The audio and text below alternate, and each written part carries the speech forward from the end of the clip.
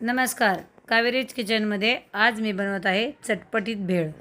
चला निसर्गाच्या सानिध्यात भेळ बनवायला सुरुवात करूयात। मी आलेले आहे माझ्या गावी, तर चला भेळ बनवायला सुरुवात करूयात। सर्वप्रथम मी घेतली भेळ, त्यातमध्ये चिरलेला कांदा, टोमॅटो, कच्ची कैरी,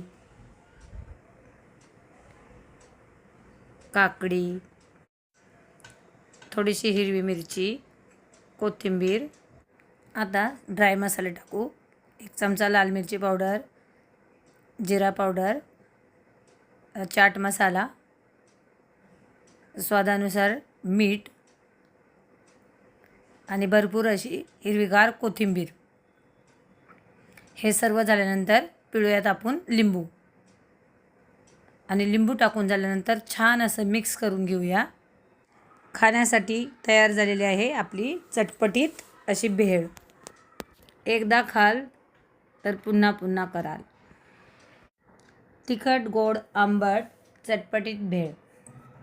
धन्यवाद।